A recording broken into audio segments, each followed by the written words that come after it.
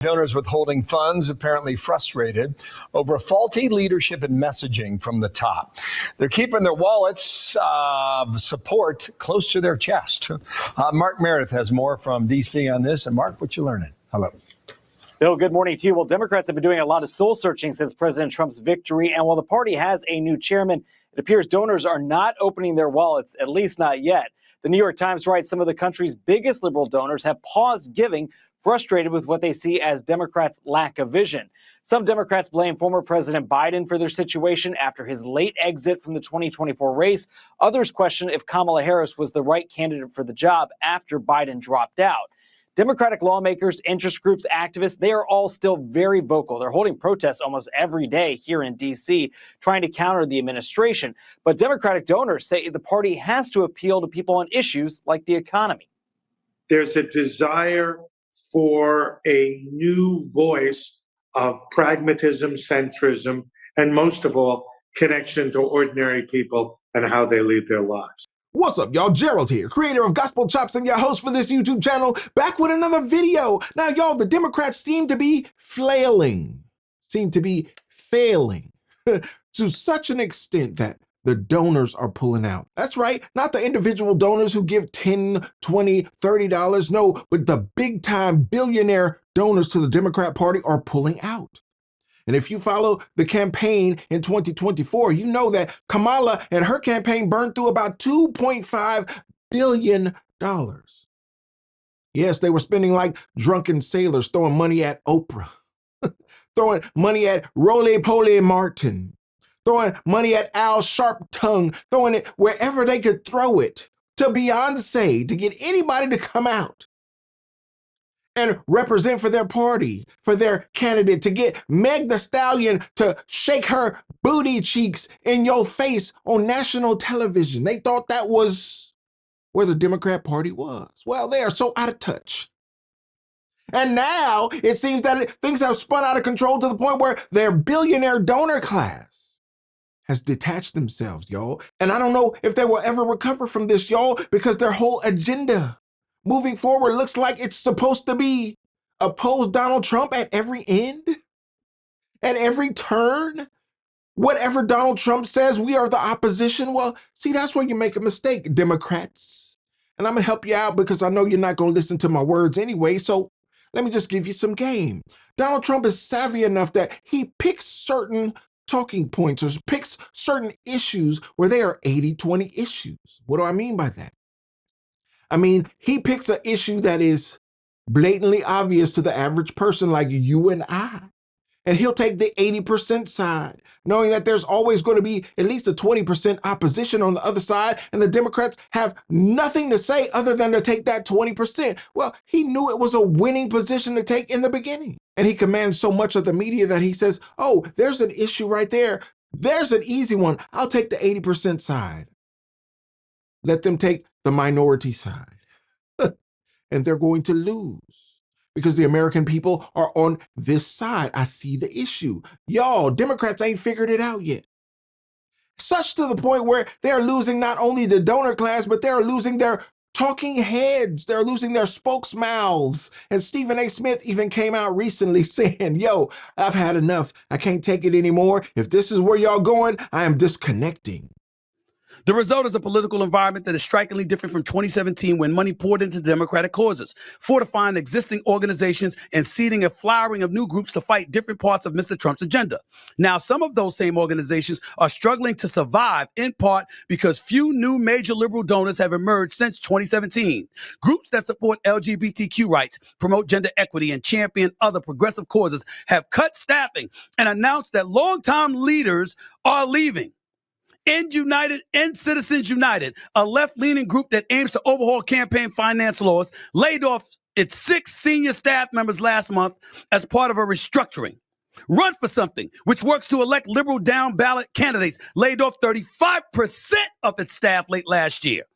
And Gelsen, GLSEN, a group dedicated to protect the LGBTQ students, laid off 25 people last month. Let me tell y'all something. If you're the Democrats, that's why Stephen A. Smith is in the news. Because y'all don't have anybody. You don't have anybody. Who you got? Who you got? Kamala Harris better not run. She better not run. She's not going to win the presidency in 2028. Keep in mind, respect for her. I'm not going to disrespect the former vice president of the United States. I will never do that. But we got to be real about something here. When she ran for election on her own, she couldn't make it to Iowa in 2020. She ultimately positions herself against the vice presidency. They win the election in 2020. Joe Biden is feeling himself after the liberals won the midterms. And instead of being a transitional president like he promised, the man backstabbed the Liberal Party and turned around and said, I'm staying. They wanted him out. So what did everybody, we all know this now. Boo Boo the Fool can see what happened now. You knew he had lost a step. We don't know what the hell was wrong with him, but clearly his fastball was gone. So you have no primary. You fix it so he doesn't have to face a primary. And then you put him on stage last June 27th for a debate. He embarrasses himself, and 3 weeks later, he has to bow out so Kamala Harris could come in as a Democratic nominee for the presidency of the United States of America at a time when they didn't have any time to put somebody else in to compete with her. You don't overcome that after losing the election. America ain't going to go for it on the left. They ain't going to go for it. Who else you got? Hakeem Jeffries? It seems like Democrats are losing it from every end, not just the talking heads, not just the blackity blacks that they have paid off like the roly-poly. You know, he going to be there forever. You know, the Al Sharpton is going to be there forever. But when you start losing the fence sitters like Stephen A., oh, that's enough to sway the community. And here you are losing the money. See, yeah, they can lose a talking head and not feel anything. But when you start losing the money, it makes all the difference in the world, because you and I know money is what makes the wheels turn in Washington, D.C. That's right. Money is the food that fuels the swamp. Well, we got a new president in there, a new team in there. They're trying to drain the swamp. So if you lose the money, the financial backing on the other side, what do you have as far as opposition? A bunch of broke folks just talking. A bunch of folks that were embedded, entrenched in the swamp that are now unemployed. We ain't mad about it. We glad about it. Get them out of there. Drain the swamp. You couldn't do it in Donald Trump 45, but Donald Trump 47 is taking action that we are pleased with. You are making us feel good about our vote, Mr. President, and the first buddy. I know they're going to be mad about it. They're going to talk about it, especially those who lost money, who burned up billions of dollars in the past campaign. But let them squeal. Let them feel the hurt, because they were on the wrong side of history. At some point, they will come to realize that. And it seems like, y'all, this young lady named Lindy Lee, with her lying self, with her untruthful self, with her unallegiant self, is coming out here now saying, oh, well, I didn't vote for Kamala. Even though I was a ride or die on the campaign, even though I was a staple in the campaign, even though I gathered those donors together and bundled that money to give it to her campaign so she could burn it up with Oprah and Beyonce and Meg Thee Stallion and everybody else. Set all that money on fire. I was a part of that machinery. But because my donors are mad at me now because we lost, well, now I got to do something. Now I'm going to switch sides and say, oh, I'm a whole Republican out here. And y'all, she is taking so much incoming fire. Because this is what happens when you're a fence sitter. This is what happens when you can't pick sides until it get too hot on one side, and then you say, oh, well, easily I can go over to the other side because it's cooler over there. The grass is greener over there. I can feel more comfortable over there. Well, that's what you look like. You look like a phony. You look like a charlatan. You look like what you are, Lindy Lee. Initial disillusionment became clear when I realized that they burnt essentially set $2.5 billion on fire. They raised $1.5 billion through the campaign, another billion through the super PAC Future Forward. And there's been no accountability. We still haven't gotten any answers as to why Oprah, a billionaire, got $2.5 million through her production company. Why couldn't she pay for it? She's an oligarch. She could have just paid for the production costs herself. And not to mention the fact that they spent $450,000 putting Kamala Harris's face on the sphere. Now tell me why that would be helpful. Tell me how that would help her win. Obviously, that was utter failure. And then they spent $500,000 essentially bribing Al Sharpton moments before he interviewed her. And this is our hard-earned money. This is the money that I worked so hard to raise. I raised millions of this, and donors are feeling burned. And let me tell you, although I might be the only one coming forward, I haven't met a single donor who disagrees with me. So what's been the response, Lindy, since you made your announcement? Vitriolic. And they say they're not a cult, but look at how they behave when one of their own dares to think for herself. The excommunication, the defamation, the public shaming, the boycott campaigns, the psychological terrorism. I no longer have comments on any of my social media because it's just too much. I don't need that. It's just endless. And as soon as you step out of line, they will get you. Yeah, that is clear. So what's next? Are you going to turn Republican, independent? What's next for you?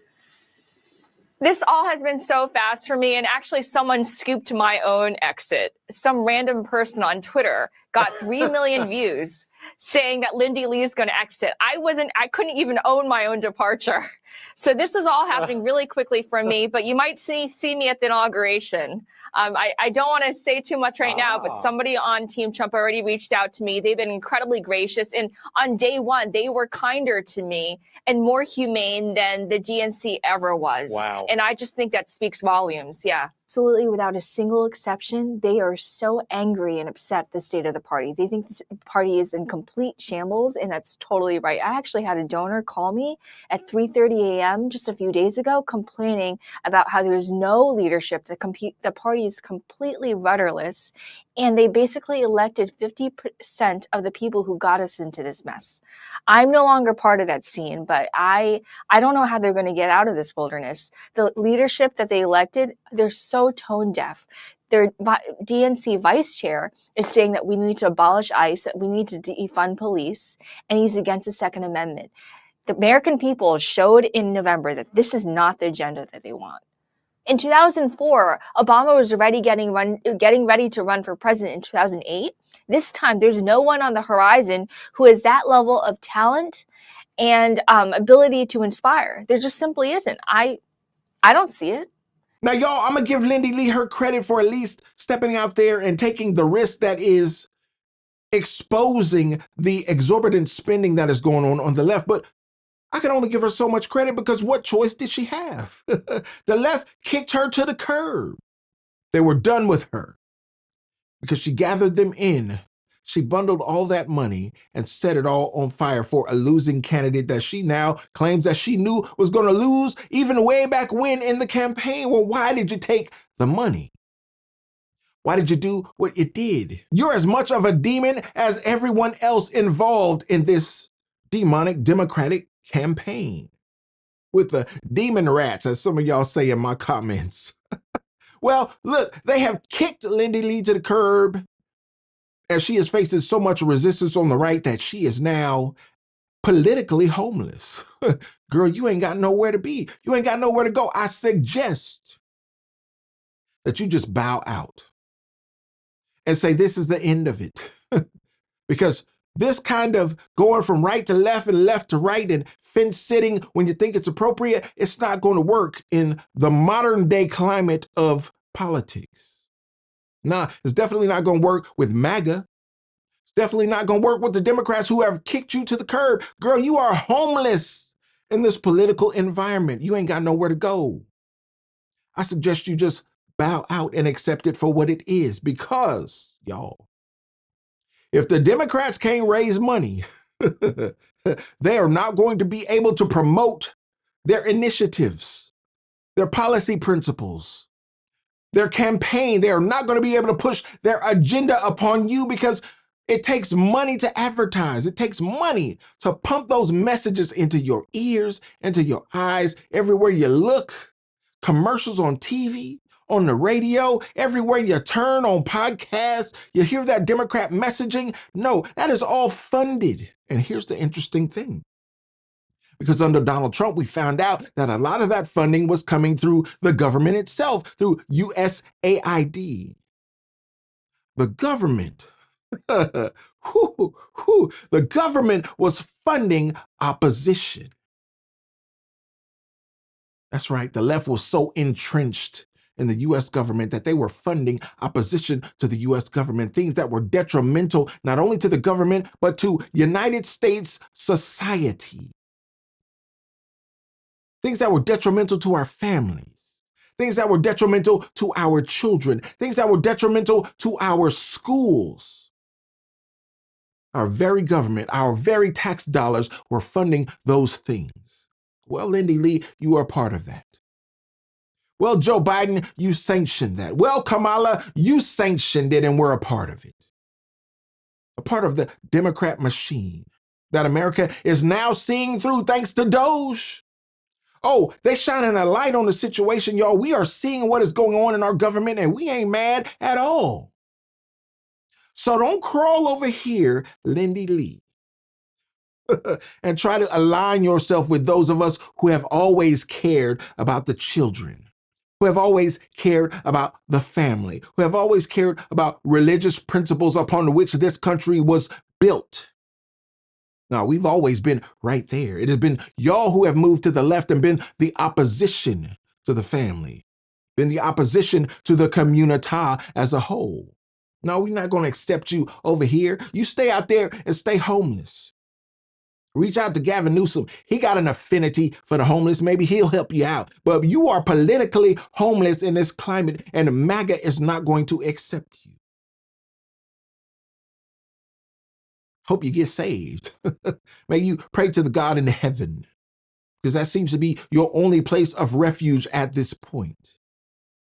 Y'all let me know what you think about this as the donors pull that money back and these Democrats about to be brokey brokes. What are they going to do? Are they going to start busting it open on the left? Are they going to start street walking on the left? Or are they going to be methed out, cracked out on that fentanyl on the left because they ain't got no other option?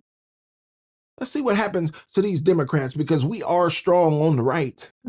And we are standing for what's right. And we are trying to rebuild this country in the right way. Let me know what you think about this in the comments, y'all. I'd love to know your thoughts. And don't forget to like the video, subscribe to the channel, and share the video so we can get more people involved in the conversation, y'all. And like I always say, always remember and never forget, without the gospel, it's just chops. Until next time, peace.